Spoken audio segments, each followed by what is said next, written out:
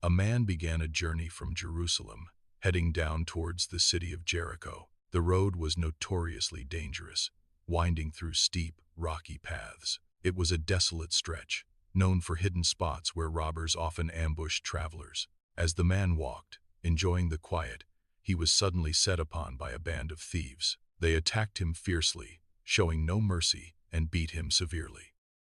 The robbers stripped him of his fine clothes, leaving him exposed and vulnerable. They took all his belongings, every coin and possession he carried. Then, with cruel indifference, they left him lying by the roadside, barely alive. The man lay there, unable to move, his body racked with pain and injuries.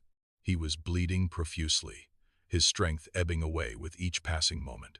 Weak and disoriented, his life seemed to be slowly fading as he lay utterly alone.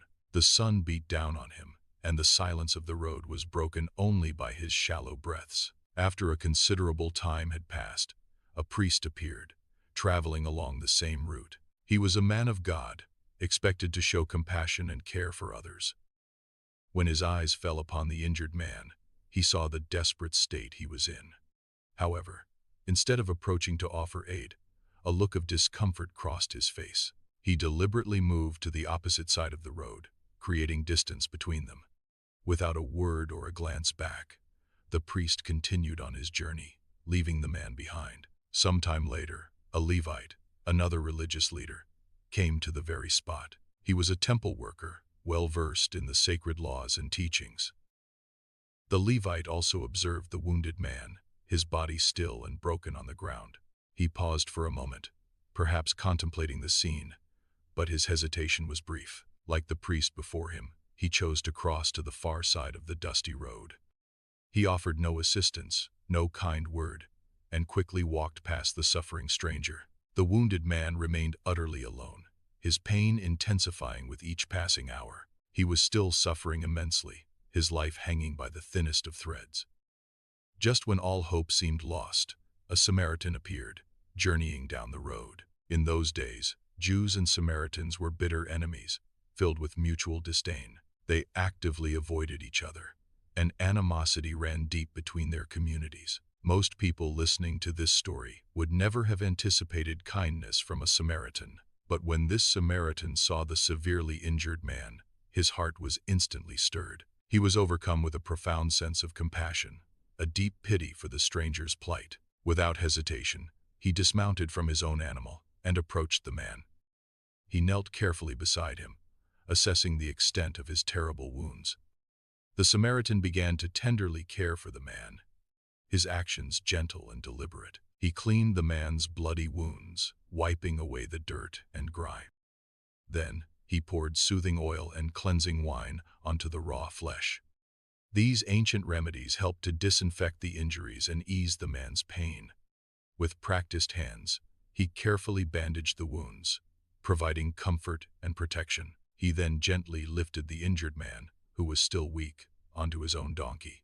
The Samaritan led the donkey slowly, supporting the man as they traveled.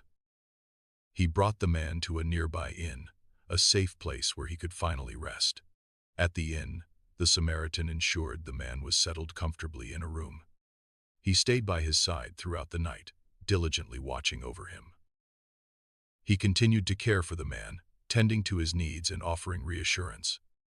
The next morning, as the sun rose, it was time for the Samaritan to continue his journey. Before departing, he called the innkeeper and placed 2 silver coins, 2 denarii, into his hand. This was a significant amount, enough to cover several days of care. He instructed the innkeeper, saying, "Please take good care of this man." He added, "If his expenses exceed this amount, I will repay you upon my return." Through this powerful story, Jesus taught a profound lesson about true neighborliness. He showed that a neighbor is not defined by race, religion, or social standing.